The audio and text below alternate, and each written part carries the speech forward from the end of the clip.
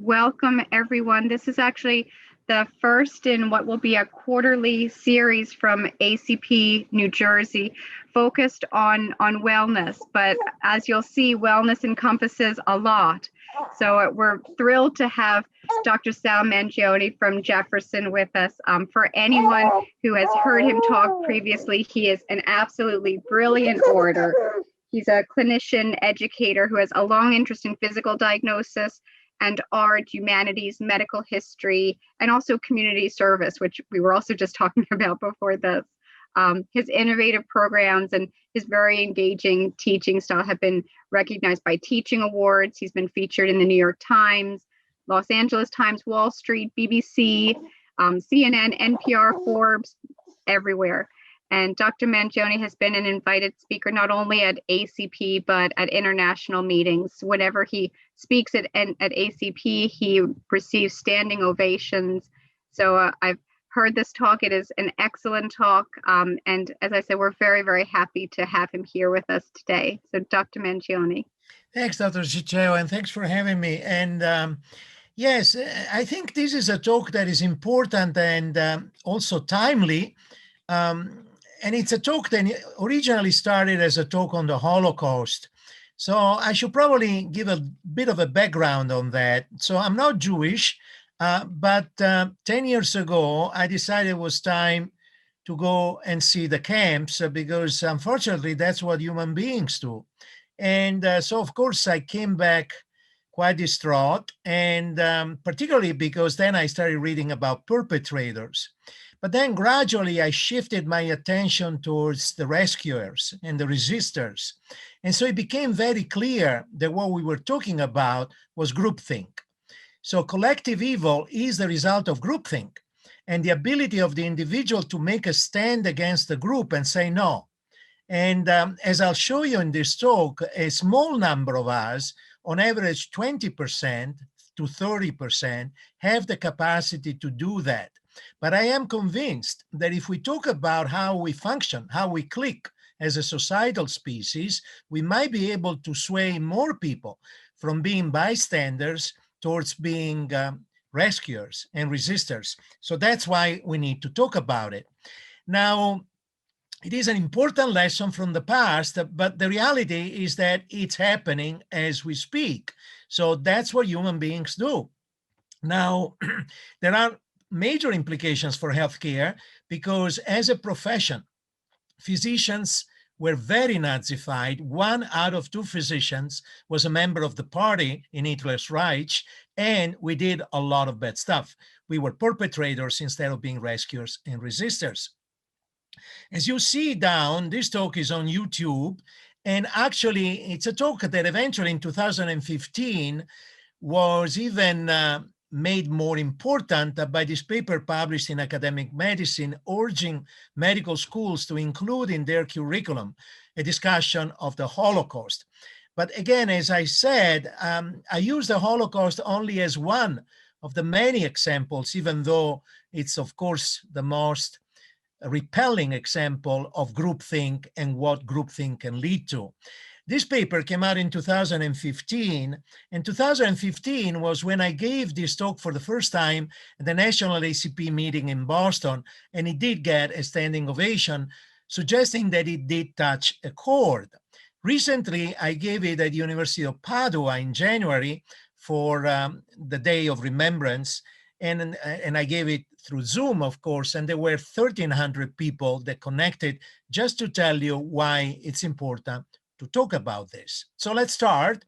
And a warning, it's a 90-minute talk, maybe a little less, but it's a long talk. All right, so we start on January 27, 1945, when Auschwitz was liberated. And we're talking about, of course, 76 years ago. And at Auschwitz was Elie Wiesel, who went on to win a Nobel Peace Prize. Actually, Wiesel was liberated at Buchenwald. He was at Auschwitz inmate with his father, but the Germans marched him, since he was still in decent shape, through the snow to Buchenwald. And it was there that he was eventually liberated by the Americans. Here you see the brass observing the charred corpses of the prisoners, and you see Eisenhower, Bradley, and Patton. It's actually said that after watching this spectacle, Patton went behind a shack and threw up. Eisenhower was so moved that he immediately issued this report. I want every American unit not in the front line to see this place. We are told that the American soldier does not know what he's fighting for. Now, at least, he will know what he's fighting against. Problem, the war was coming to an end and people wanted peace. People did not want to talk about the bad stuff anymore. They wanted to line up for movies and just have a good time. And that's what outraged Albert Camus to the point that he wrote La Peste, the plague. Camus, the second youngest Nobel laureate for literature after Kipling, had fought in the French resistance. So he was indeed outraged. The people did not want to talk about what had happened. So the plague is a metaphor for human evil. The bacillus is human evil. And he writes towards the end of that book, the plague bacillus never dies completely. It can lie dormant for years and years in furniture and linen chests. It can bide its time in bedrooms, cellars, trunks, and bookshelves. And perhaps the day will come when, for the bane and the enlightenment of man, it will rise up its rats again and send them forth to die in a happy city. And that's because what is natural is the microbe. So that is the painful and sad conclusion of Camus. What is natural to human being is evil. All the rest, health, integrity, purity, if you like, is a product of the human will and of a vigilance that must never falter. So he's talking about our reptilian brain and the need for our cortex to always be attentive, keep attention. The good man, the man who infects hardly anyone, is the man who has the fewest lapses of attention. Now, what eventually put the Holocaust on the map was the Eichmann trial. Ben-Gurion knew quite well that that was going to finally force the issue of the Holocaust. And indeed, within a couple of years, Hollywood followed suit, first with Exodus, then in the 70s, with a mini-series with a very young Meryl Streep, which I watched on Italian TV when I was still a medical student. And then in 1985 with the Shoah, that is probably the best documentary ever produced on the Holocaust. Then in 1988, the Holocaust Museum went up in Washington. And in 1993, Steven Spielberg won an Oscar for Schindler's List. And then 5 years later, Roberto Benigni won 3 Oscars for Life is Beautiful. Probably the most haunting of all the movies that portray the Holocaust is this movie made by a Hungarian young director, his very first movie ever, Son of Saul, that also won an Oscar and won a Cannes. So all of this to say that what we need to talk about today are 3 major topics. First of all, the first is the Holocaust is not an aberration. Is the most abominable of all these aberrations, but we've been doing this since we started as a species. Number 2, why do we do it? And then thirdly, and more importantly, why we choose the wrong path so that we can prevent another Holocaust by talking about it and trying to understand how we function. Now, the problem is Holocaust fatigue, which means nobody wants to hear the bad stuff. It's bleak. It's overwhelmingly negative. It shatters our beliefs in God, in humanity, in governance, and in altruism. It reminds us of a war without limits, without ethical restraints, no religious restraints, no decency, no checks and balances. It reminds us that human beings can do anything to each other and, in fact, still do it. And it reminds us that given the right circumstances, this can happen again, anytime, anywhere. So the conclusion might be the conclusion of Primo Levi at Auschwitz, when he wrote, "On this earth, there are sunrises, stars, skies, and friendly faces. Yet the planet is driven by a force not invincible, but perverse, that prefers disorder to order, madly to purity, knots to parallelism, rust to iron, and stupidity to reason. It seems that the world is heading for disaster, and we limit ourselves to hope that its advance is slow." Basically nothing new, because 2,500 years before, Euripides wrote, "Ours is a universe where justice is accidental and innocence no protection." So the conclusion might be the conclusion of the scholar of the Holocaust, that basically wrote, there's nothing to learn from the Holocaust. Nothing. Absolutely nothing. What it means, we've been doing it and we will still do it. It's a flaw in the species. We are a flawed species. We are, remember the book that came out in the 60s that inspired Kubrick's 2001, We Are the Killer Ape. Now, I disagree with that. And I disagree based on these words. It will be enough for me if these words of mine could be used by those that want to understand clearly the events that happened in the past, and which, being human nature what it is, will at some time or another, and pretty much in the same ways, be repeated in the future. And this is Thucydides inventing history. And he invented history because after seeing the downfall of Athenian democracy, he wanted to write about it as a physician would write the symptoms of the disease so that they could be recognized in the future. Thucydides was growing up in the Athens of the great Greeks of the 5th century BC. And in fact, in many ways, he was like Machiavelli. He was an idealist without illusions. Machiavelli writes, it would be wonderful if human beings were angels, but they're not. They are instead wolves and lions. And if we write a political science based on the wrong premises, we will come to wrong conclusions. Thucydides was operating like his contemporary Hippocrates. He wanted diagnosis so that we could plan a therapy. And what was the question he was asking? It was a question that this person asked, and this is a young woman director asking, how do people get to the point when they are murdering the grandmother next door? How does that happen? If we can start to understand this, then maybe we can figure out how to address the science earlier. And this is Angelina Jolie, who made an amazing movie on the Yugoslavian Civil War, a movie that unfortunately we never went to see because we prefer movies where things blow up in 3Ds. But it was a powerful movie. All right, so let's see the topic. The topic is 6 million Jews were killed by the Nazis during the Holocaust time. Reality is 16 and 17 million human beings were slaughtered by the Nazis because they did not fit. We're talking about Slavs, Soviets, people with disabilities, gay folks, Jehovah's Witnesses, political dissidents, and anyone who didn't fit into the Nazi ideology. So yes, we do have an obligation to tell our children so that this will never happen again. And as I said, the temptation is to call it an aberration. Just a few bad apples, the monolithic power of industrial Germany, and this will never happen again. And that's a delusion.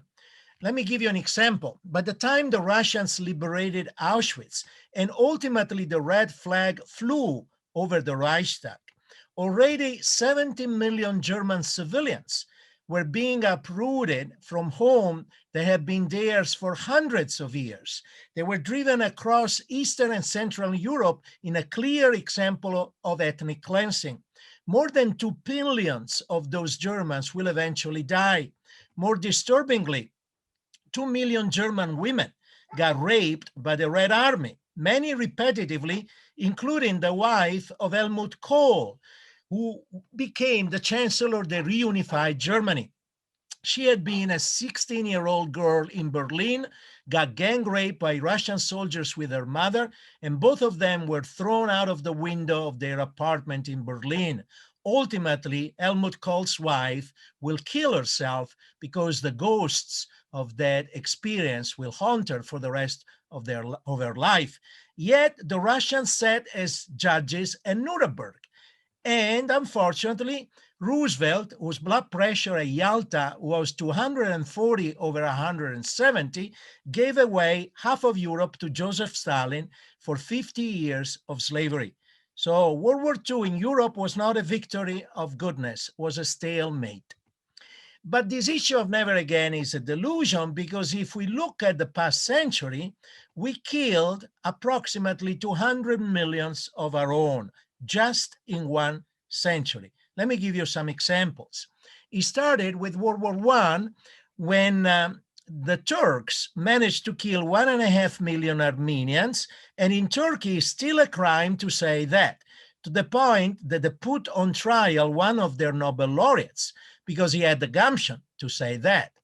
Then we got Southeast Asia. When I was a medical school student, they were killing each other in Cambodia because, again, of ideological differences. Then, of course, there is South America. And here we're talking about the desaparecidos of Operation Condor, which is not only Argentina, it's Brazil, it's Colombia, it's Peru. 60,000 people, mostly young students, were kidnapped, drugged, narcotized, and dumped in the ocean from helicopters. 30,000 in Argentina. Then we got, of course, the Middle East, which is a mess. And the only example I'm giving is the one of the Sabra and Shatila massacres, for the simple reason that the UN called it a genocide.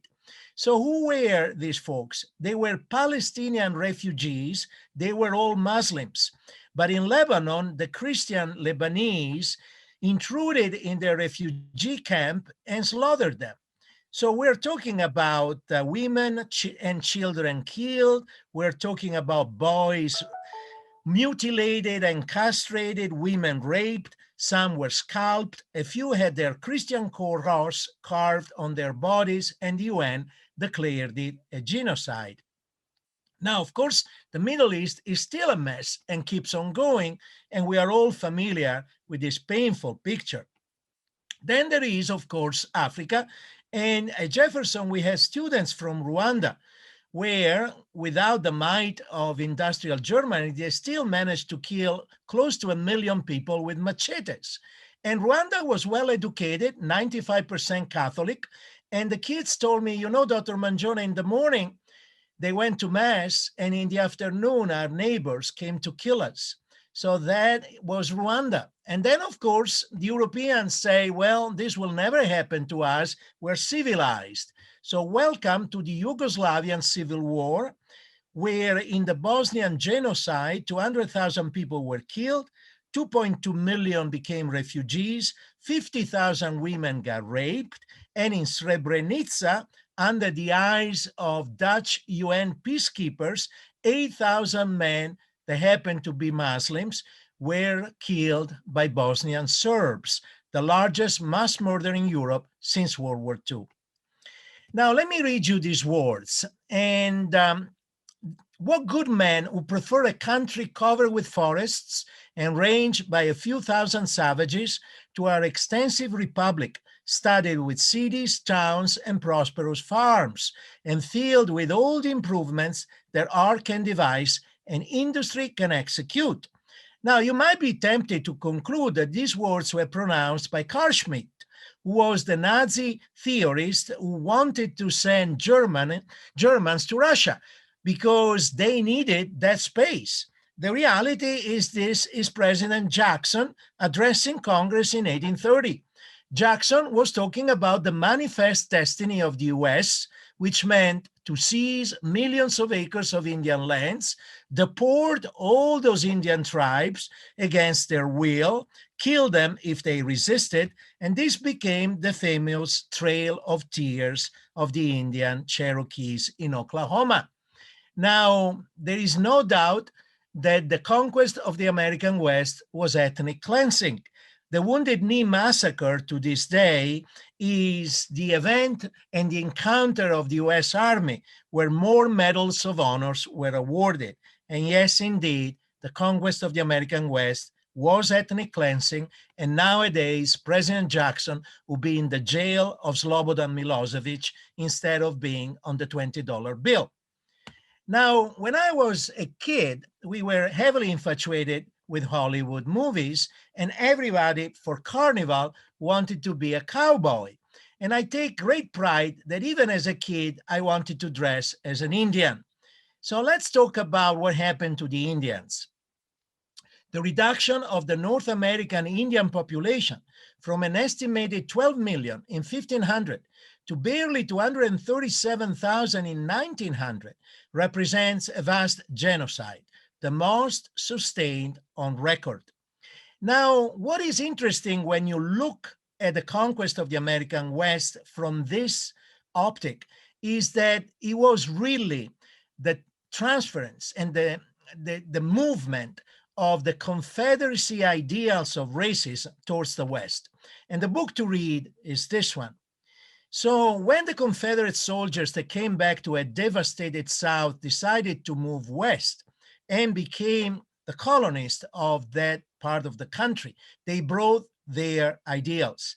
And the result was the Chinese Exclusion Act of 1882 that prevented Chinese from settling on the West Coast.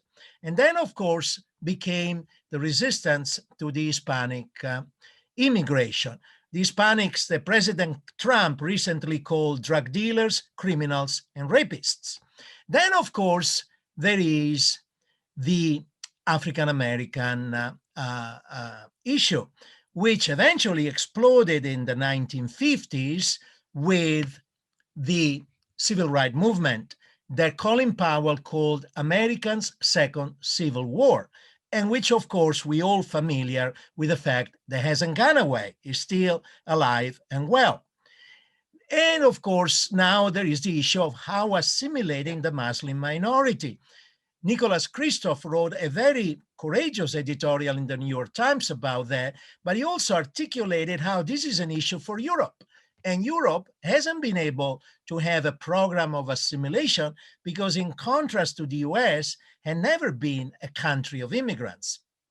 And Europe is a mess.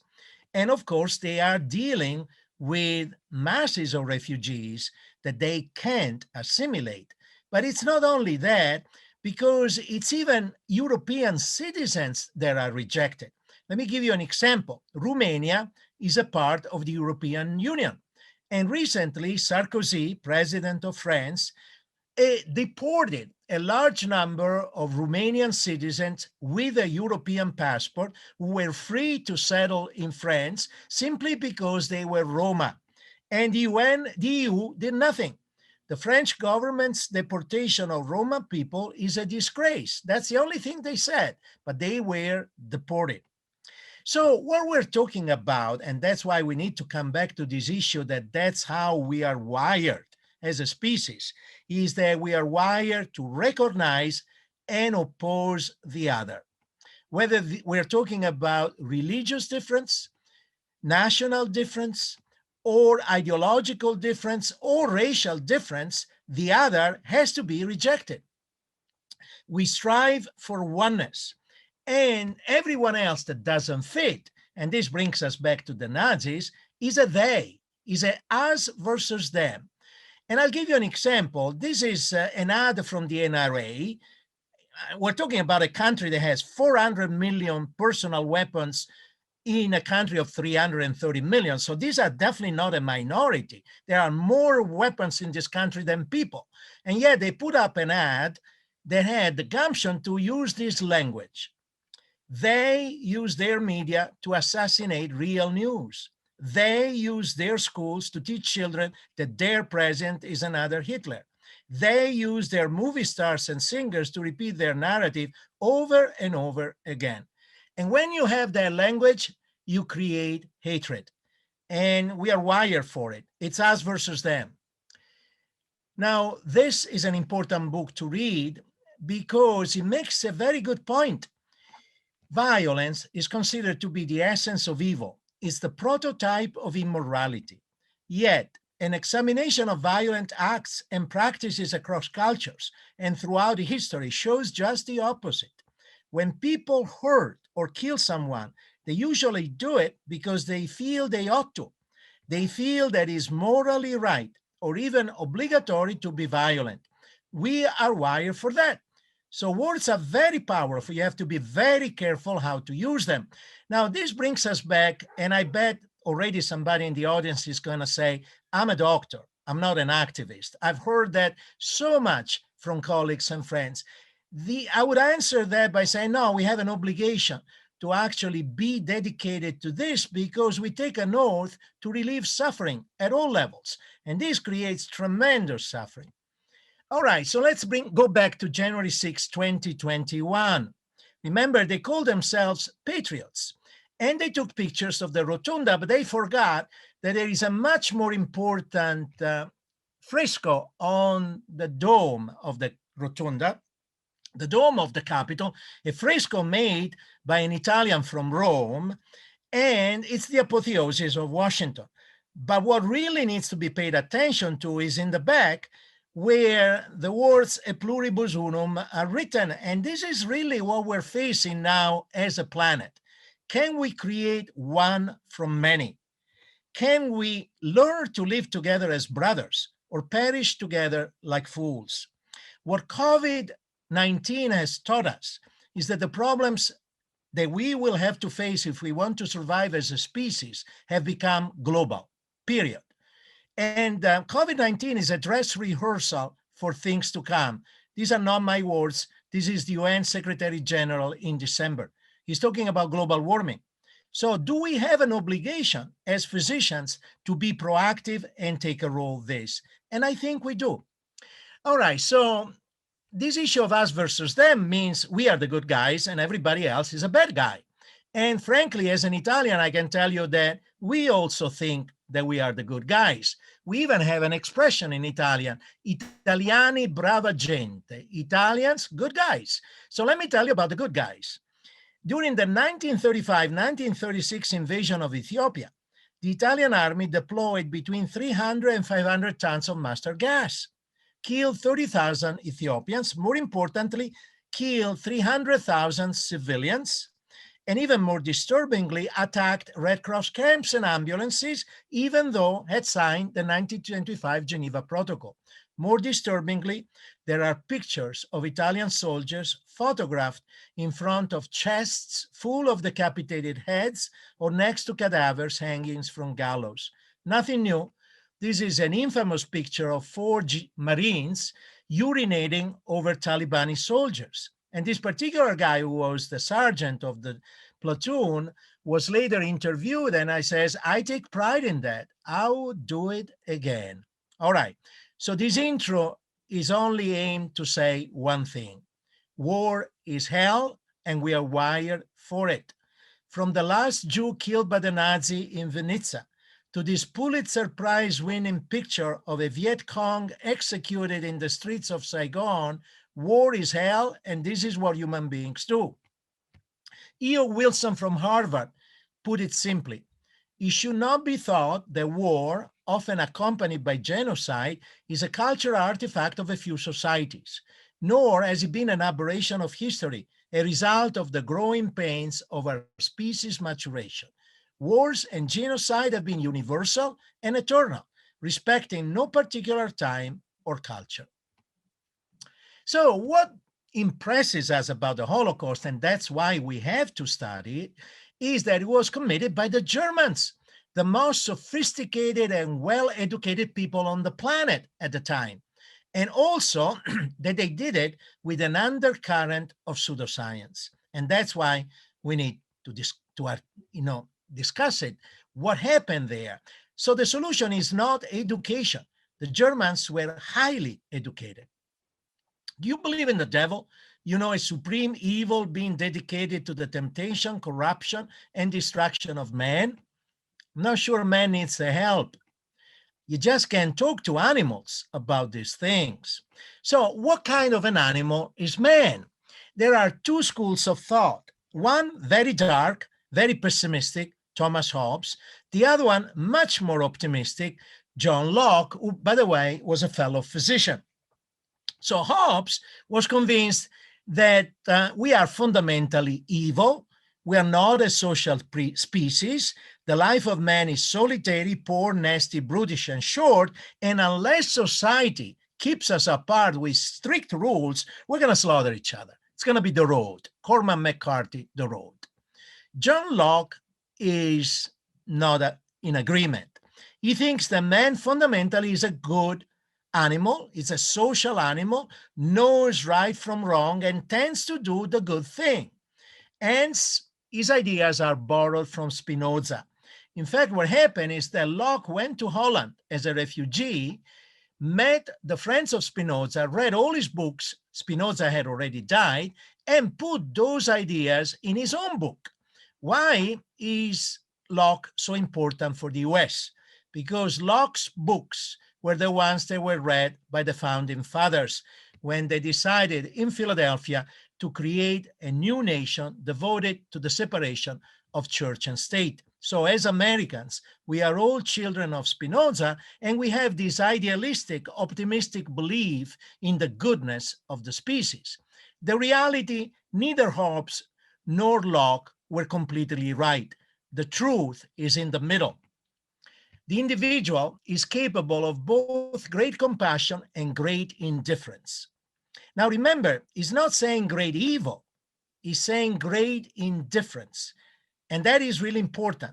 The real problem in genocide are the bystanders. He has it within his means to nurture the former and to outgrow the latter. And that's why we need to talk about it. So it's the dragonhood of our species. The dragon is present in all myths because the dragon is ours. He's a snake that crawls through the muck and the mud of our daily existence, but like an angel has wings. So if he chooses to soar, he can.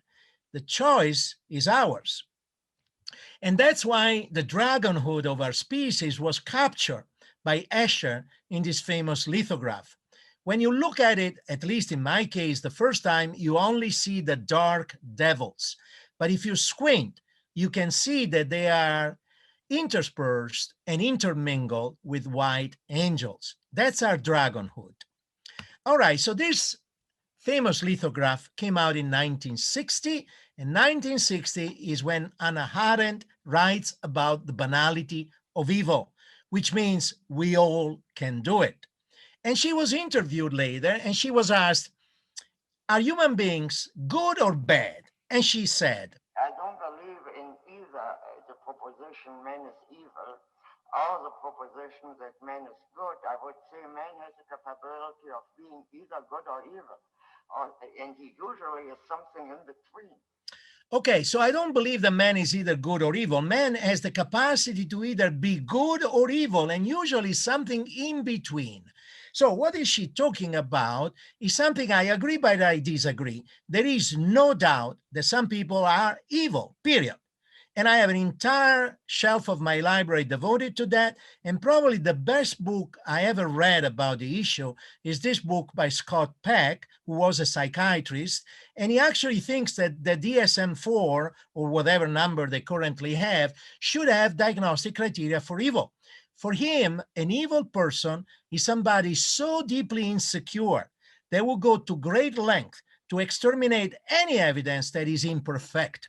And by doing that, it does lots of scapegoating, blaming everybody else and committing tremendous evil. So there are people of the lie. Their entire life is a lie.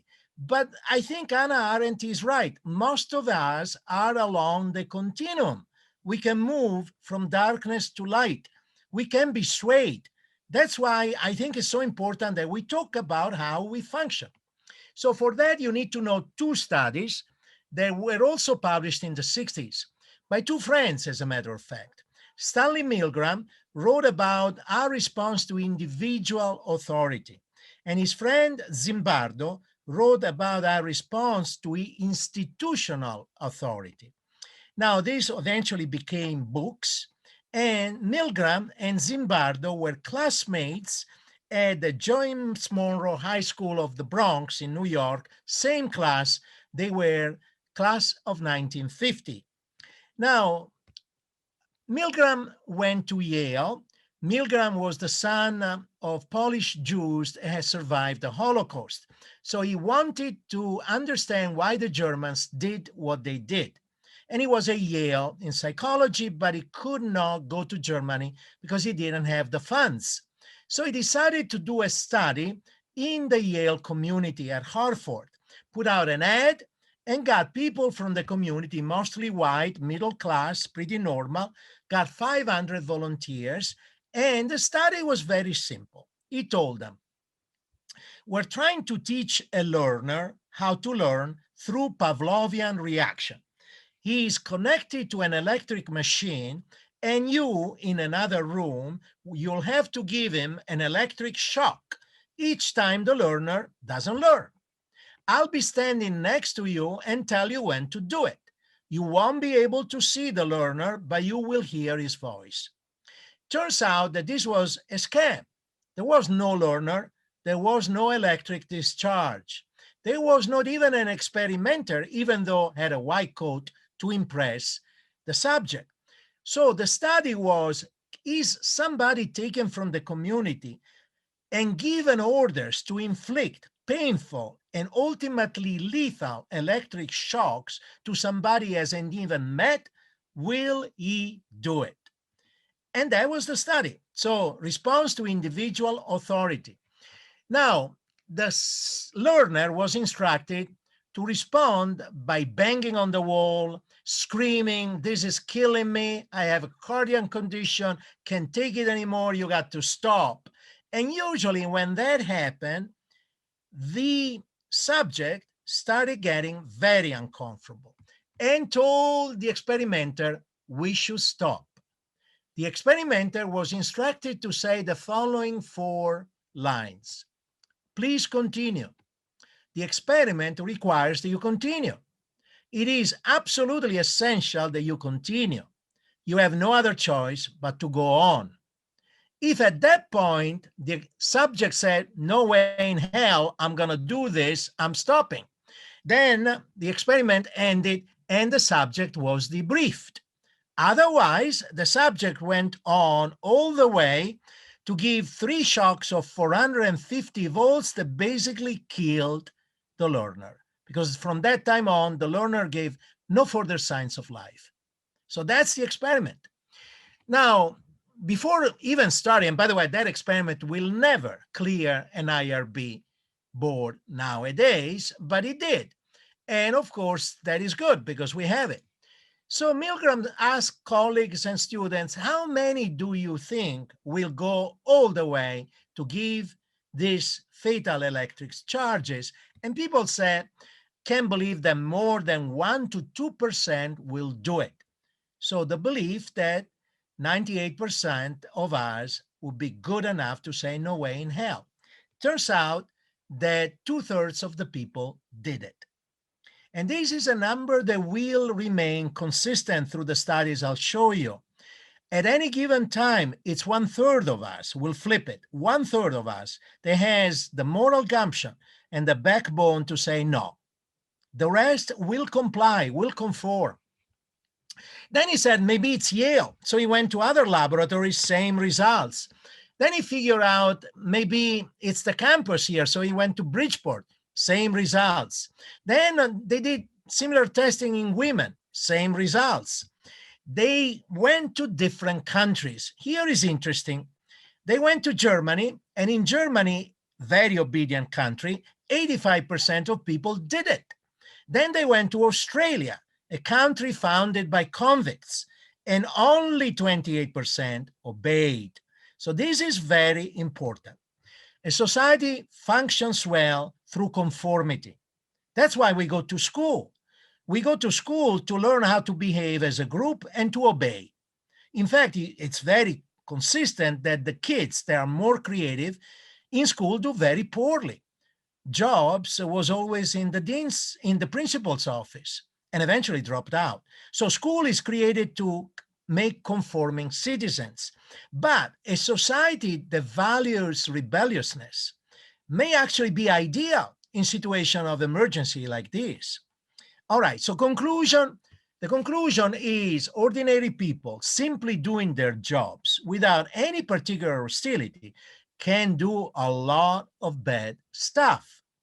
Now, Zimbardo went to the West Coast, and in California, he did the Stanford Prison Experiment. Let's talk about that. So this is institutional authority. What do you do when you work for an organization that is evil? Period. First of all, can you figure it out? And then what are you going to do? I worked for an institution that was evil. When I was at the Medical College of Pennsylvania, when it still existed, we got bought by Allegheny and we were run by an evil person. I remember the first staff meeting we had, an old psychiatrist asked him a tough question. And the guy looked at him straight in the eyes and says, "Don't you dare to challenge me. You will not live to regret it." And we all shut up. So what do you do when you work for an organization that is evil? When your country goes rogue, what do you do? Well, that was the question of Zimbardo.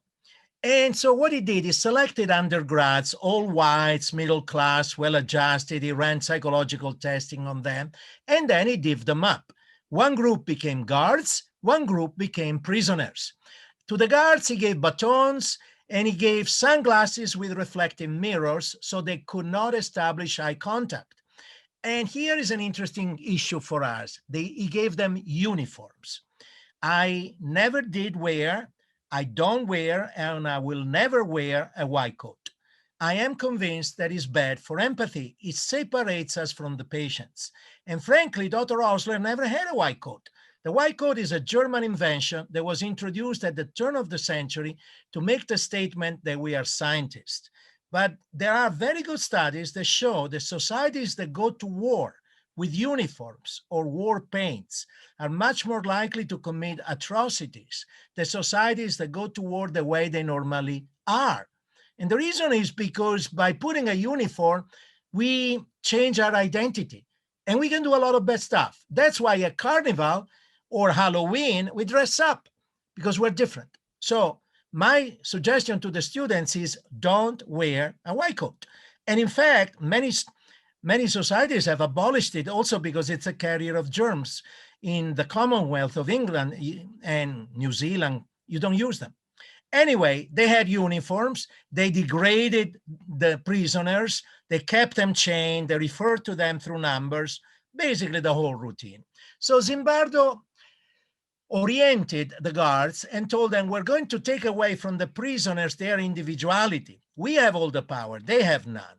Result, pretty quickly, the guard became sadistic to the point that Maslow, the one of the burnout scale, who was the assistant of Zimbardo and eventually became his wife, said, you got to stop it. This is getting out of control. So Zimbardo stopped it very early, 6 days instead of the 14 planned, and the guards got upset. They were having fun.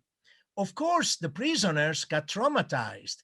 They suffered and accepted treatment that eventually gave them high level of stress and long-term emotional consequences. So Zimbardo captured all of this in a book where he talked about the importance of institutional authority. Why is this important? Because in this case was more the response to an organization that had gone bad than to an individual that had gone bad. And that basically meant Abu Ghraib. In fact, when the scandal of Abu Ghraib became evident, immediately Zimbardo said, that's my experiment. He said right away, these are not bad apples. These are good people put in a bad apple barrel. In fact, he says these are bad apple barrel makers.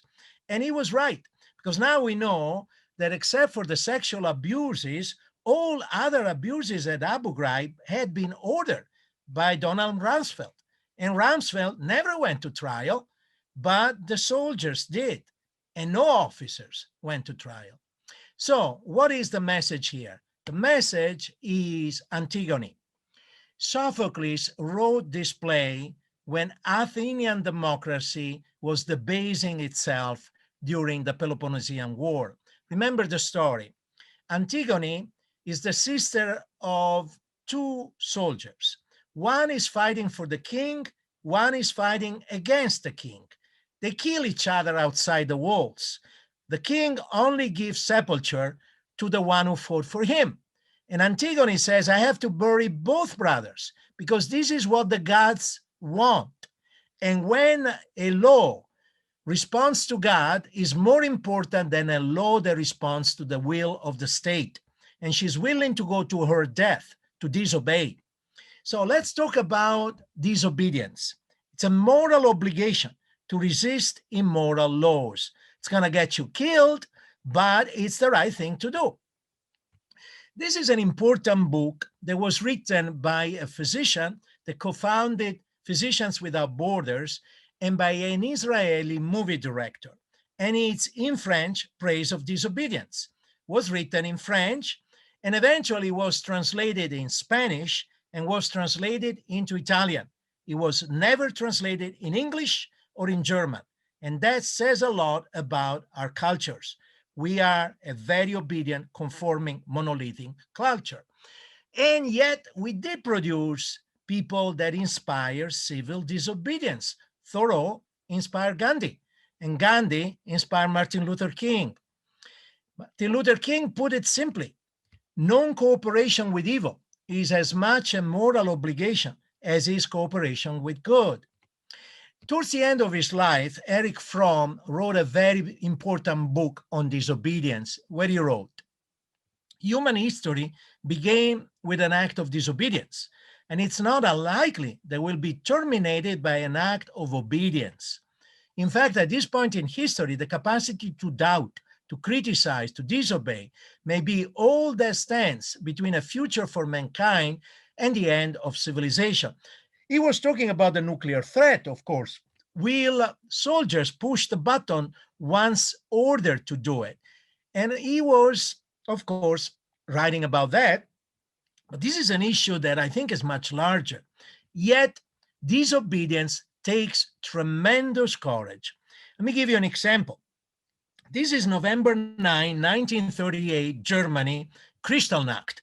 So this is when, in response to the assassination of a German diplomat by a Parisian, a French Jew, entire businesses, synagogues in Germany were devastated, people were killed, buildings were burned, and finally, for the first time, the Germans understood that they were being led by a psychopath. Es war ein Schock, weil ich möchte fast behaupten, dass man von dem Zeitpunkt an etwas mehr gedacht hat. Also zuerst hat man sich mitschwimmen lassen. Man ist getragen worden von einer Welle der Hoffnung, weil es uns besser ging. Wir haben Ordnung im Land gehabt, es war eine Sicherheit. Und da hat man eigentlich zu denken angefangen. Also ich persönlich, ich würde das so sagen. Ich bin ja dann auch ein bisschen älter geworden dann. Aber das war ein furchtbarer Schock, das muss ich sagen. Das war. Aber Sie wurden nicht zum Gegner? Nein. Das war eben, hätte man ja damals schon etwas, aber wenn die Massen schreien, Heil, und was konnte der Einzelne ausrichten? Man ist halt mit. Wir waren die Mitläufer. So war's. Wir waren die Mitläufer. So when the masses are shouting Heil, how can you whisper 9? And that's what the bystanders say. I hate the bystanders. I can't stand their whining of innocence. I hold each of them accountable for the job that life asked of them and keeps asking daily. I hold them responsible for what they have done, more importantly, for what they have not done. In this, I'm merciless. I can't waste my compassion. I can't share my tears. I'm a man of commitment and thus loathe those who refuse to commit. I hate the bystanders. And this was a man who was not a bystander. In fact, he was put in jail, and he was a senator of the Kingdom of Italy, and was put in jail by Mussolini and left there to rot until he died because he took a position. Dante, who had been trained as an apothecary, put in the worst part of his hell the bystanders. So if this is genocide as a disease, what are the diagnostic criteria? Well, here is what you need. you need, first of all, a society that is very obedient and conforming. The more obedient, the better to have group evil. So you need group, herd, flock psychology. Then you need a stressor. It's not going to happen when things are cool and dandy. You need a stressor. You need an economic collapse. You need a military defeat. You need enormous masses of people immigrating in the country creating stress. You need a threat. Then, of course, you're going to have scapegoats. And you're going to call them what they get called in these circumstances, which are dehumanizing terms. Consistently, vermin, microbes, cockroaches, snakes, and they're called like that by a demagogic and evil leadership. And of course, they present themselves as the savior of society. These issues of being anointed by God, chosen by God, being the man of providence, you find them in history recurrently. And how do they brainwash the masses? They need mass propaganda. That is where it's becoming, unfortunately, in our times, very tricky. Let's review. Hannah Arendt writes, the ideal subject of totalitarian rule is not the convinced Nazi or the convinced communist. People for whom the distinction between fact and fiction, in other words, the reality of experience, and the distinction between true and false, hence the standards of thought, no longer exist. When you can convince people that white is black and black is white, now you got it. And how do you do that? Well, initially it was newspapers in the 1800s. That's why Randolph Hearst was, of course, the subject of Citizen Kane. But then in the past century, we got radio. And that's what Adolf Hitler used very well. Without radio, probably there would not have been Adolf Hitler. And then in the 1960s was television. And there is no doubt that without television, Kennedy would have not got into the White House and Silvio Berlusconi would have not brainwashed an entire generation of Italians. Now we have social media, which actually should be called anti-social media because they push all our reptilian buttons. And that's where January 6th came from. Very clearly came out of social media. And why social media do it? Because then they can sell them stuff. And this is exactly what this point by The Guardian was about, that 7 out of 10 US adults are now on social media. We check them regularly. And of course, with the algorithm, they allow us to change our views, to change our reality. Most importantly, and that's why I think it's so necessary to talk about the bystanders, what makes all of this possible is the silence of the good guys. And Martin Luther King put it simply, I don't fear the shouts of evil. I fear the silence of goodness. Bernie Lown, who spent a lifetime as an activist and also invented the defibrillator, put it simply, never whisper in the presence of evil. And unfortunately, we do. The path to Auschwitz was paved with indifference.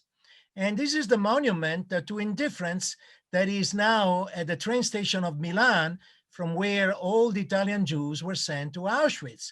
They were sent to Auschwitz because people did not resist. So why the perpetrators do it? I think that the reason why the perpetrators do it is because the genocide gives us the illusion of the ultimate shortcut to a lost Eden.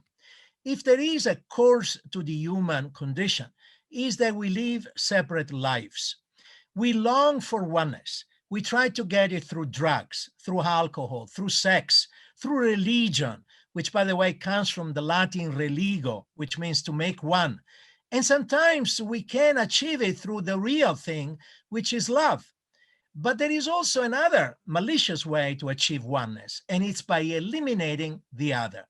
If we could all be blonde hair and blue-eyed, we would be fine. And so it's oneness not through love and beauty, but through hate and violence. And it gives them a feeling of oneness. This is an SS. Joining the SS was to become part of an elite, an aristocracy, a religious order, a secret society, a gang, an army, a family, a cult, all at the same time. Comradeship was everything. It gave us the mental and physical strength to do what others were too weak to do. So that's the sad reality. We are, unfortunately, wired for joining. We are wired ourselves for being part of a cult. E.O. Wilson writes in this book that group psychology is quite interesting. There is no doubt that cohesion is what made our species so successful, but cohesion can easily slide into conformity, and conformity is the undercurrent of evil, hence the need not to conform. And that is not easy. That takes tremendous courage. This is a very thoughtful editorial written by Jonathan Sachs, the former chief rabbi of the UK, who recently passed away. And again, only 20 to 30% of us have that courage. But I'm convinced that by talking about it, more could be swayed. So it's not easy to stick out. Some cultures even have proverbs banning it. The Japanese say, the nail that sticks out will be hammered. So it takes tremendous courage to stick out. And we are wired for conformity. Let me give you a classic example. This is an experiment done at Swarthmore by Solomon Asch in the 50s. He got a group of 8 college kids, and he said, okay, look at this card, and you see 1 bar. Look at this other card, has 3 bars. Which of those 3 bars has the same height of the first card? Of course, there is only one answer, and it's very clear. Turns out that 7 out of those 8 kids were Confederates, and they have been instructed first to get the right answer, and then in lockstep to get the wrong one. And to get the wrong one to the point that the kid who was the clueless subject was the last one to have to commit. So did the kid have the guts to say that white was white? And the answer is not really. 2/3 of the times, remember that number is consistent, 75% of all subjects chose an incorrect answer at least one time. They just did not have the guts to go against the group. Only 25% consistently chose the right answer. So again, 20-25% is that group, and we need to expand it. Now, this is a classic example of the Hans Christian Andersen story of the emperor that has no clothes. Only the kid was willing to say it. Now, my daughter used to say the problem with children is that they turn into grown-ups, and she's absolutely right. By the time we reach puberty, the world has shaped us to a greater extent than we realize. Our family, friends, and society in general have told us by word and example how to be. Yet people begin to become leaders only when they decide for themselves how to be. And that's why I always tell my daughter, you spend the first half of your life trying to belong, and then you spend the second half trying not to belong. But this doesn't mean to become a sociopath. So what is the challenge? We need societal roots, period. We are a societal species, but we also need to individuate. We need to have the guts to go against the group. All right, so anti-social media, bad idea. And that's why a few years ago, 15 academics from Yale, Princeton, and Harvard wrote an open letter to their freshmen, urging them to think for themselves. So social media are clearly a major problem. And the big question is, how do we fix it? All right, the tyranny of public opinion. Okay, so that's basically how we end up with a pile of bones. So if genocide is a disease, what's the outcome? Well, we're going to divide into 4 groups. They're going to be perpetrators. They're not really the main issue. The real issue are going to be, of course, the poor people that get killed, but more importantly, the ones that do nothing. And that's why I think we need to tell them how to become resistors and rescuers. And frankly, none of us knows what he or she is going to do once tested. We hope to be resistors and rescuers, but we don't know. So let's talk about resistors and rescuers. They had them even in Germany. They had plenty of resistors to Hitler, although I have to say there is a difference between resistors and rescuers. I think the rescuers are at a higher level. But if you want to watch an amazing documentary on resistors, this is the one to watch. Got an Oscar nomination and was made by a Jewish woman from New York of German origin that I actually had the pleasure to meet, because after watching this movie, I was so touched that I looked her up on the internet and I drove to New York to have lunch with her. Now, this is a resistor, and I keep this picture on my shelf in the library because it reminds me of what Hannah Arendt wrote so eloquently. Under conditions of terror, most people will comply, but some will not. Humanly speaking, no more is required, and no more can reasonably be asked for this planet to remain a place fit for human habitation. So we need resistors. But as I told you, I'm particularly in love with rescuers, and I think they are at a higher moral level because they didn't do it for country, they didn't do it for patriotism, they didn't do it for political reasons. They did it because they were driven by a moral compass. So I tried to read as much as possible as I could on who they were. If you're interested, Yad Vashem has published the bio sketches of the 22,000 and some righteous Gentiles that went out of their way to rescue the Jews, risking their lives and the lives of their family. What motivated them? So when you read those bio sketch, you understand that they were interesting people. First of all, they were outsiders. They were literally a party and a religion of one, very independent minded, very comfortable with ambiguity. They didn't think in black and white. None of them thought that they had the truth. They were blessed with an amiable disregard for rules and authority, and they were compassionate and willing to act upon it.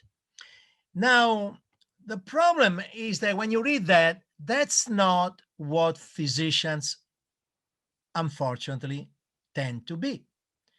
We should be like that, but we're not. We are very mainstream. We think in black and white. We're very uncomfortable with ambiguity. We are conservative. There are currently 14 physicians in Congress. 11 are Republicans, and 7 out of those 11 voted to not certify Biden's election. Several of them are AOAs. So we tend to be, these are the ones who represent the profession in Congress. We are very authoritarian. We lose empathy through school and training. So we are the straight shooter, the good guys that do very well as good citizens in normal societies. When society unravels, we are much more likely to do the bad thing. And that's why I think it's important to teach our students to be rebellious. At Jefferson, we keep a portal. And Hosler put it simply: distinctions of race, nationality, color, and creed are unknown within the portals of the Temple of Aesculapius. So we should have been at the forefront of the rescuing movement, but in reality, in Germany, we were perpetrators. All right, so here's one, Rudolf Mengele, who did experiments with protocols, proposals, reports, papers on twins. And many of them did it, to the point that this British officer reported in 1945, over 90% of the members of the medical profession at the highest level were involved in one way or another in work carried out in German hospitals, universities, and concentration camps, involving experiments on human beings in which the subject was either sacrificed or permanently wounded. So the entire profession did it. And they did it on their own. Before they started doing it on the other, they did it on their own other, the disabled, the ones that were considered unfit. 400,000 were sterilized, 300,000 were killed. And this is a monument in Berlin to them. Now you're going to say, well, that's the Germans. At the same time, we were doing Tuskegee. And then while we were sending German physicians to the gallows in Nuremberg, we were doing the Guatemalan experiment. That is even worse. And frankly, I had to read it on the BBC because there is not much on the American press on that. So let me tell you what happened. So while American lawyers and judges were sending to the gallows German physicians in Nuremberg, US physicians from the Department of Public Health had struck a deal with the Guatemalan government so that they could infect with STDs innocent Guatemalan citizens between 1946 and 1948. Syphilis, gonorrhea, chancroids. Who were these folks? They were prisoners, they were soldiers, they were mental patients, they were prostitutes. Why were they doing that? They wanted then to test the efficacy of penicillin so that they could use it on GIs deployed abroad. Curiously enough, this was totally unknown until eventually it was figured out by an American scholar during the Obama administration who was researching Tuskegee, and she went public.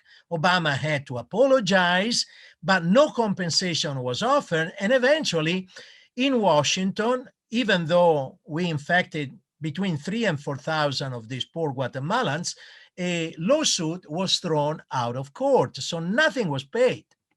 So you could argue, and if you're interested, there is a report to Congress that is available on the internet. You could argue that at Nuremberg, American judges who sent German physicians to the gallows while their own physicians were doing this, and Russian judges who sent to the gallows physicians while their own soldiers were raping German women, bring to mind the parable of the mote and the beam. So why do we do this? Well, we do it for a good reason, theoretically, that goes all the way back to Darwin. Darwin had a relative who came up with the idea of eugenics, improving the species by winnowing the unfit. The general idea was to sterilize them, and Adolf Hitler took it all the way to the next step, which is to kill them. And then if somebody doesn't fit ideologically, racially, religiously, let's kill entire groups. And now you got genocide. And that's the slippery slope. Let me read you these words. It's better for all the world if instead of waiting to execute degenerate offsprings for crime or to let them starve for their imbecility, society can prevent those who are manifestly unfit from continuing their kind. The principle that sustains compulsory vaccination is broad enough to cover cutting the fallopian tubes. And this is the conclusion. 3 generations of imbeciles are enough. Who writes these words? Oliver Wendell Holmes, upholding the US Supreme Court decision that made legal to sterilize inmates of mental institutions. So America was among the first countries to do that. And we sterilized 60,000 citizens. We did this before Hitler, to the point that Hitler praised us in Mein Kampf, and eventually, of course, took it to the next level. 1/3 of all sterilizations in the US were done after World War II, when we should have known better. And in fact, we provided a model. When did it stop? It stopped when I was about to graduate from medical school, for a simple reason that a group of Mexican women who had forcibly been sterilized by ligating their tube launched a class action suit against California and won. And so we passed a law, an act that made this illegal, kind of. The Canadians did the same. And by the way, everybody was doing it. Sweden has sterilized more people than any other country in Europe except Germany. And they also repealed it only in 75. They didn't pay much compensation. We paid very little. And frankly, the law still stands. It's not used, but still stands. All right. Why this is important? Because now we're coming to a Gattaca society. Now we don't even need to sterilize them or to kill them. We just prevent them from being born. And that raises, to me, major issues, because he would never be allowed to be born. And I learned how to play guitar because of Woody Guthrie. This machine kills fastest. And look at these dirty nails. All right, so why we're at risk? We're conservative, we're authoritarian, We lose empathy, and we are very uncomfortable with ambiguity. We think in black and white. So let me talk about ambiguity, because this is something that in our literature has been written over and over and over. This is Osler talking to the students at Penn. A distressing feature in the life of which you're about to enter is the uncertainty that pertains not alone to our science and art, but also to the very hopes and fears that make us men. In seeking out the absolute truth, we aim the unattainable. We must be content with finding broken portions. It's basically telling the kids, be comfortable with the gray. Life is gray. So Pete Seeger put it simply, the truth is a rabbit in a bramble patch. And most that you can do is to circle around, point, say it's somewhere in there, but you can't touch it. You can't put your hand on it. You can touch that furry, quivering body. My favorite quote is by the guy who wrote the scripts for Fellini, Ennio Flaiano. When I was young, I thought that the opposite of a truth was necessarily a lie, and the opposite of a lie was necessarily a truth. Now that I'm older, I'm starting to wonder whether the opposite of a truth might be another truth. The opposite of a lie might be another lie. So as physicians, we need to be comfortable with ambiguity. What happens if you're not? Well, you get anxious. And of course, instead of being open to new ideas, you reject them. And that's what happens to us because as a profession, we are uncomfortable. We get anxious each time we confront the gray. Who gets more anxious? Men more than women, younger more than older, people with a major in the sciences instead of a major in the humanities. And it's getting worse. And if you are very uncomfortable with ambiguity, you go into fields where you have the illusion of control. You become a surgeon, an anesthesiologist, pathologist. If you are very comfortable, you go into primary care or psychiatry. And of course, if you are uncomfortable, you get anxious when confronted with difficult patients, the drug addicted, the psychosomatic, the one with chronic pain. We tend to order more tests. We ultimately invade the patient and cause trouble. That's why people have started to say, let's not bring them in. Let's prevent them from entering medical school. We have scales for ambiguity. Let's measure it. And that's what Gail Geller at Hopkins wrote. That is true. But once they're in, we give them single best answer, black and white, multiple choice tests, and we turn them into uncomfortable with ambiguity. So it's really the way we train them. Now, if you think in black and white, you're going to be authoritarian. And this is Adorno. They found correlation between authoritarianism, black and white thinking, and anti-Semitism. And that might explain why we were the most Nazified profession in Germany. And finally, authoritarian people tend to be very common in medical school. This is a study from Baylor. 20% of their students were authoritarian at the beginning of medical school.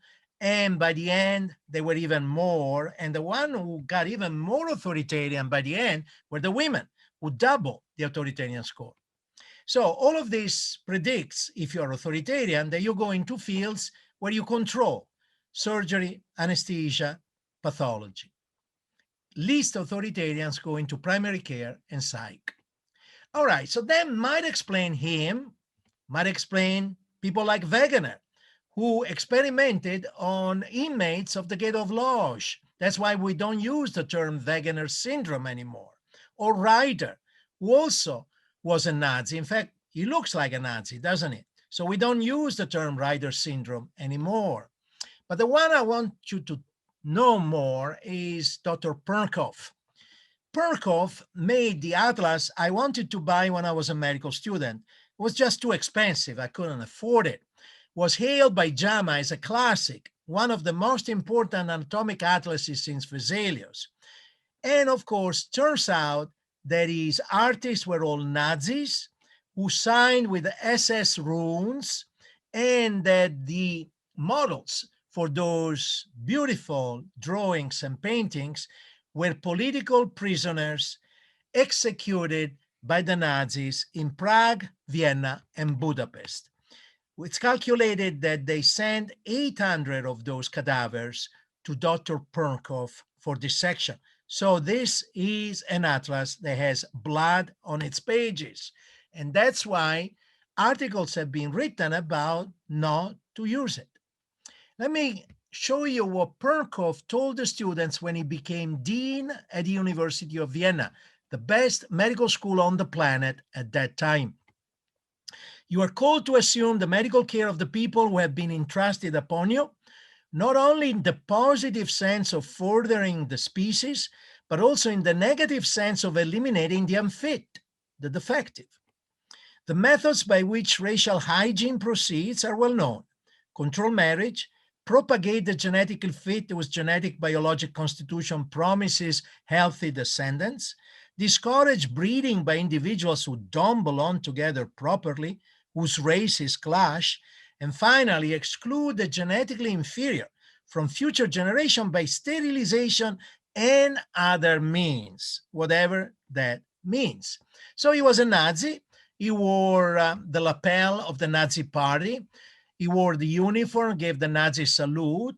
This guy didn't go to Nuremberg, even though the first thing he did when he became dean in Vienna was to fire 153 out of the 197 faculty members because they were Jews, including 4 Nobel laureates. They never got their job back. Many lost their lives and were deported. Yet Dr. Perkoff died in his bed. He definitely didn't go to the gallows.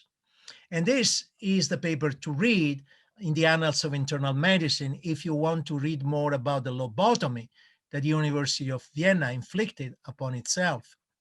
All right. Then, of course, there's Guantanamo. There were physicians there that decided when to continue or stop waterboarding. None of them was penalized, lost credentials, or went to court. None of them. The lawyers became pariahs of their law organizations, but not the physicians. Physicians invented the lethal injection, and anesthesiologists in Georgia. There are still physicians who administer it. And recently, this made the news in The Guardian, when in England they did not know how to tackle anymore the pandemic, they prioritized people with learning disabilities who were hit with do not resuscitate orders, to the point that those folks accounted for 65% of the deaths versus 39% of the deaths for the general population. And the British public was outraged. So that's what happened. That may explain him. But at the same time, we also produce people like Schweitzer. And I have to tell you that I recently gave a talk on Schweitzer. None of my medical students knew who he was, although I asked them how many knew Lady Gaga is, and they all knew it. Schweitzer had the belief as a physician that we have to have respect for any forms of life, including animals. His best friend in Africa was Pansy the pelican and Pansy the cat for penicillin. So I'm going to show you, and I'm coming towards the end, something related to these issues. We've been terrible to each other. We've been horrible to animals. This is a video that came out of Austria, and it will show you a group of chimps that have been kidnapped from Africa when they were babies and taken to Austria for medical experimentation. When the lab went out of business, they were released for the first time. They opened the door and they let them see the light.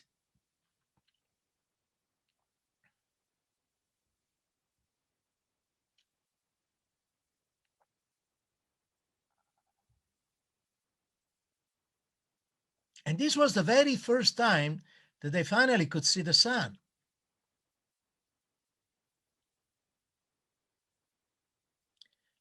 So they got curious. They realized finally they were free. This actually brings to mind some of the pictures of what happened in Auschwitz when the Russians brought down the gates and the inmates were finally free to leave. They hug each other. And then finally, a courageous one takes the first step into the light and the other ones follow.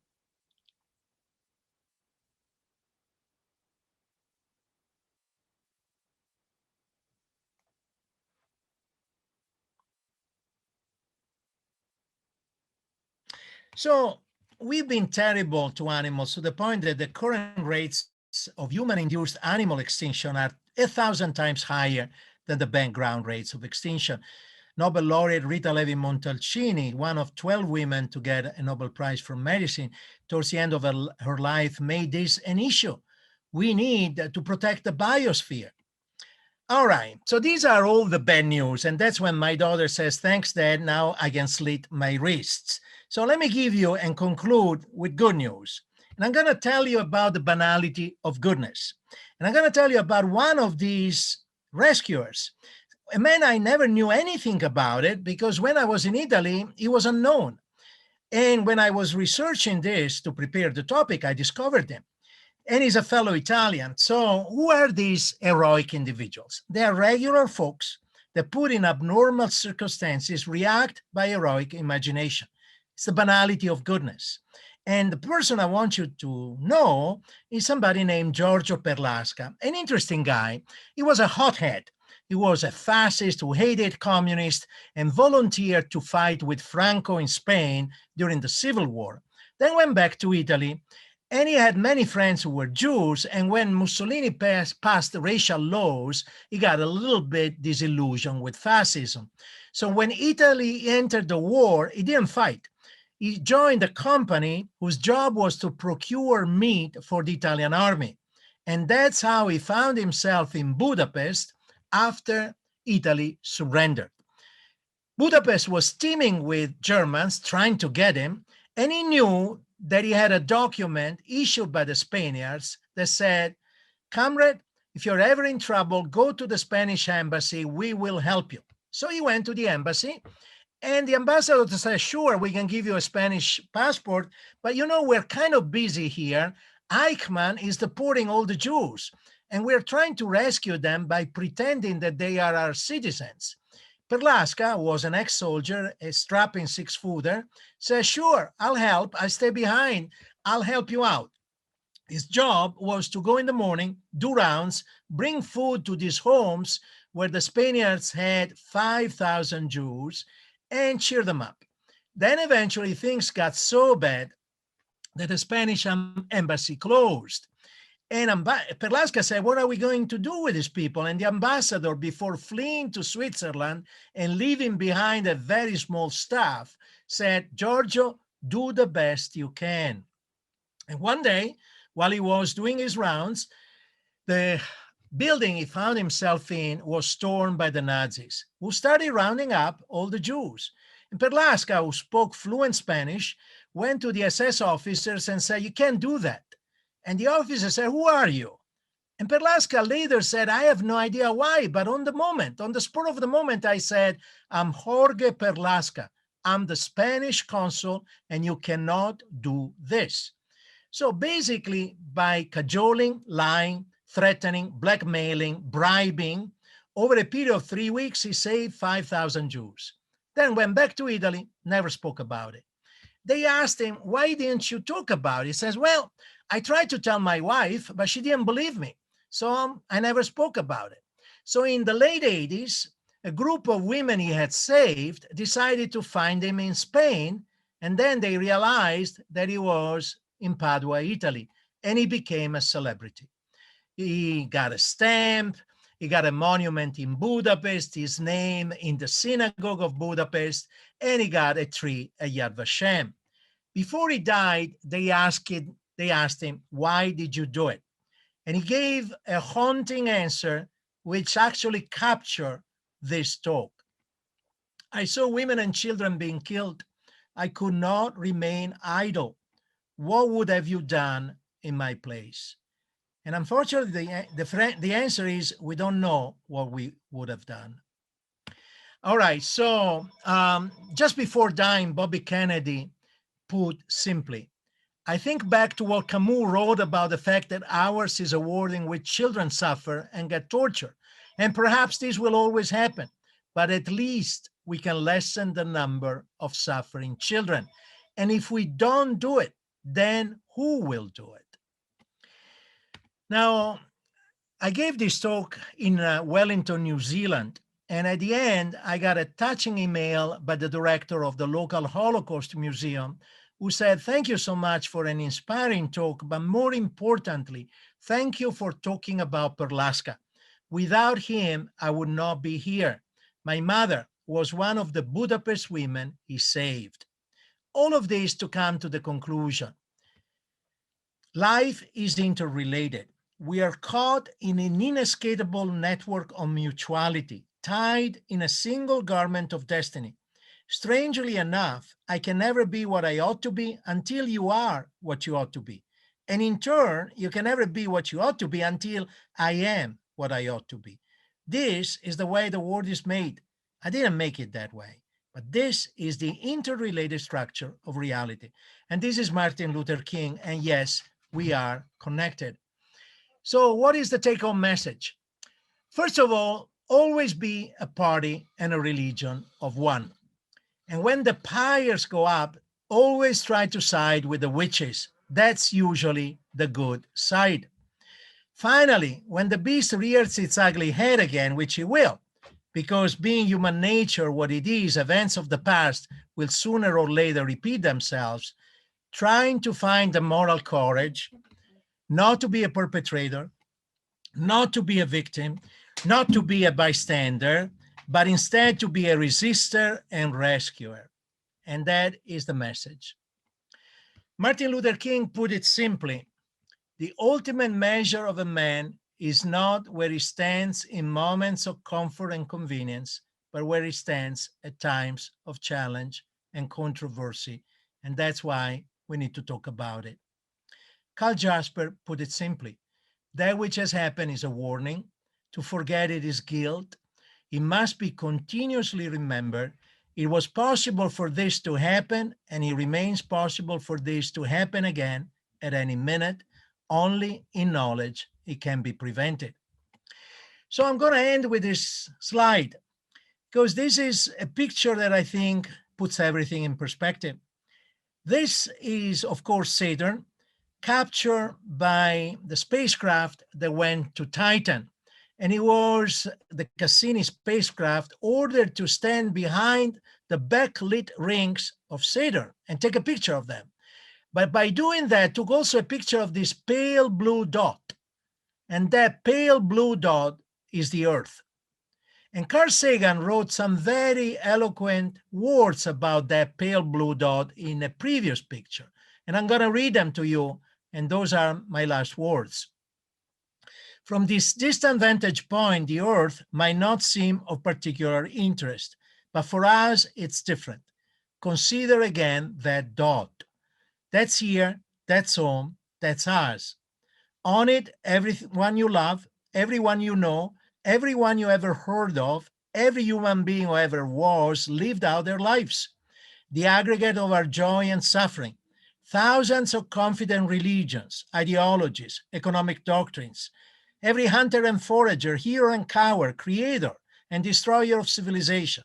Every king and peasant, young couple in love, mother and father, hopeful child, inventor and explorer, every teacher of morals, every corrupt politician, every superstar, every supreme leader, every saint and sinner in the history of our species lived there, on a mote of dust suspended in a sunbeam.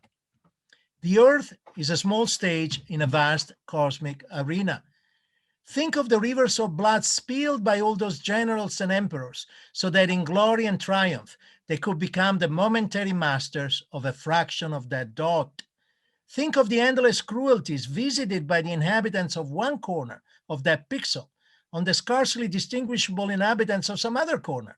How frequent their misunderstandings, how eager they are to kill one another, how fervent their hatreds. Our posturings, our imagined self-importance, the delusion that we have some privileged position in the universe are challenged by this point of pale light. Our planet is a lonely speck in the great enveloping darkness. In our obscurity, in all this vastness, there is no hint that help will come from elsewhere to save us from ourselves. So I'm gonna stop here. I took the whole 90 minutes. It's hard to talk about these issues in less than that. But if somebody has questions, I would suggest two strategies. The first one is I'm willing to answer them if you want to ask them now, or alternatively, you can write me to salmangione@gmail.com and I'll write you back. So I leave it back to Lisa. Thank you, Sal. This was wonderful. Every time I hear you give a talk, I'm always so motivated afterwards. We had been talking before this about public health, and I've been thinking a lot lately about public health. And empathy it's one thing when it's the patient right in front of you, and that's certainly something we as a profession have tried to cultivate for years. And I certainly don't mean to say that's not important, but public health involves an empathy for the patients you can't see, which is incredibly difficult and requires imagination and sensitivity. And I think at this point, as a profession, that's what we're called to, not just because of COVID, but because of climate change and environmental justice. I was wondering what your thoughts are about how we motivate other physicians to that step of becoming the activist, to becoming the rescuer, to help the patients we don't see. Yeah, actually, I wrote a paper on that is supposed to actually come out in a very good journal that will remain unnamed for the time. But it's a good question. So the first question, I think, is this really what doctors do?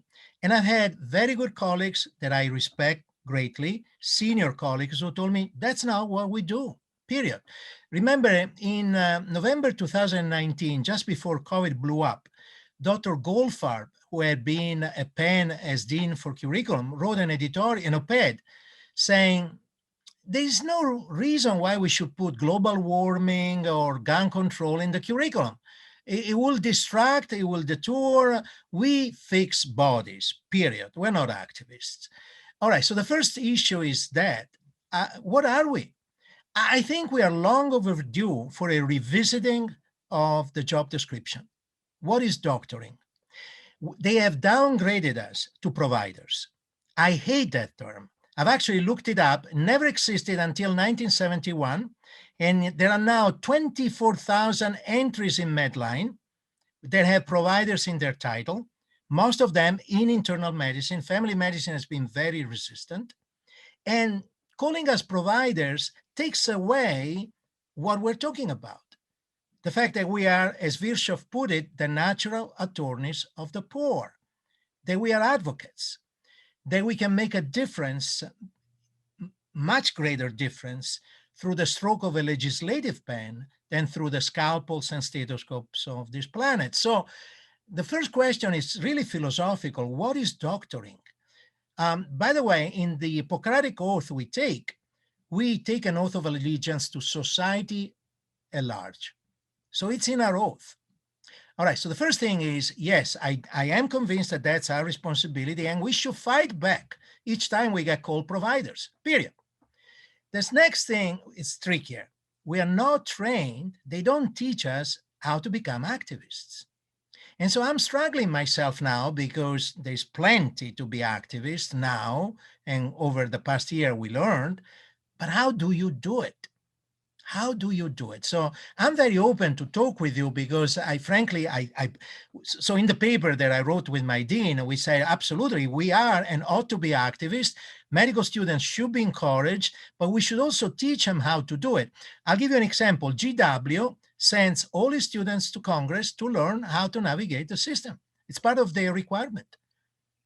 I think it's a great idea. So I don't have the answer, Lisa.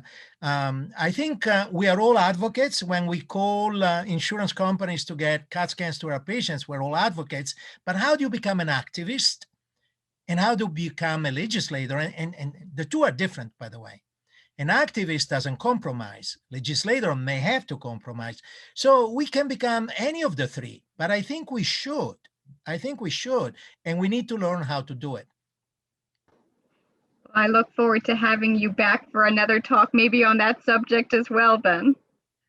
I appreciate it. I do have a talk on that. Virchow. Well, it's a talk on activism. It does start with Virchow and Laun, but it's really a talk on activism. So if you want, we can do that next. Yep. Oh, I'd love to have you back, Sal. And thank you so much for a lovely evening. We've gotten lovely comments in the chat box. Thank you so much. Thank you so much. Stay well. Thank you again. Bye-bye. Bye-bye. Thank you all who were part of this talk tonight.